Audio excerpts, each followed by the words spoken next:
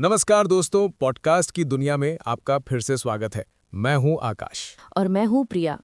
आकाश, पिछले एपिसोड ने हमें एक ऐसे सवाल पर छोड़ा था कि रिमझिम अपनी परिवार को कैसे जोड़ेगी, और एपिसोड 2 उसी सवाल का एक बहुत ही ड्रामेटिक जवाब लेकर आता है। बिल्कुल प्रिया, ये एपिसोड ना रिमझिम के एक बहुत ही खूबसूरत मासूम से प्लान के बारे में है।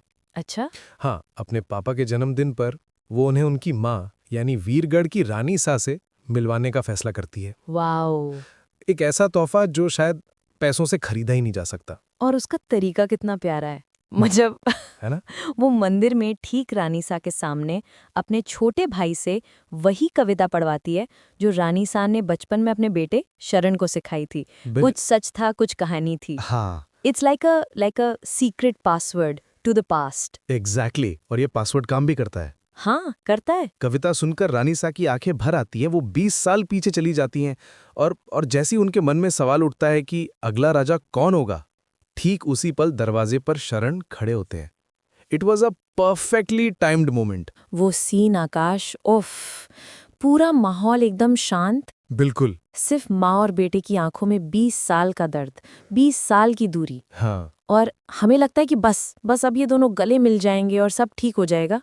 लेकिन तभी कहानी का सबसे बड़ा ट्विस्ट आता है। ओ। रानीसा, जिनकी आंखों में ममता के आंसू थे, अचानक पत्थर की मूरत बन जाती है और अपने बेटे की तरफ पीठ कर लेती है। क्या? मतलब कैसे? वो मिलन जो होने ही वाला था, एक झटके में टूट जाता है। और ये हमें उस सवाल पर लाता है जो पूरे एपिसोड की नींव है। बिल्कुल आखिर क्यों एक माँ ऐसा कैसे कर सकती है? सही। और इसका जवाब हमें एक बहुत ही पावरफुल फ्लैशबैक में मिलता है। वो फ्लैशबैक हमें दिखाता है कि शरण ने, वीरगढ़ के होने वाले राजा ने, राजघराने की परंपरा के खिलाफ जाकर एक आम नाचने गाने वाली लड़की से शादी की थी। अच्छा। हाँ, उसने अपने दिल की सुनी, समाज की नहीं। और रानी सान ने उसे एक सीधा चुनाव दिया था कि ये लड़की या फिर ये राजगद्दी। बिल्कुल राजधर्म और प्रेम धर्म के बीच बिल्कुल। एक सीधी टक्कर। और शरण ने प्रेम को चुना, अपने वचन को चुना और अपनी सल्तनत छोड़ दी। और उसी एक फैसले ने उनके रिश्ते में 20 साल की दीवार खड़ी कर दी। बिल्कुल। रानीसा के लिए ये सिर्फ एक शादी नहीं थी, ये राजघराने के सम्मान और उनके दिए वचन का अपमान था। वो एक रानी के कर्तव्य में बंधी थीं। और शरण एक पति के वचन में। दोनों अपनी अपनी जगह सही थे। बिल्कुल और शायद गलत भी। सही बात है। आकाश, वो सीन जब रानी सा के हाथ में अपने बेटे के लिए केसर मिश्री की डिब्बी होती है, लेकिन वो उसे दिए बिना चली जाती हैं।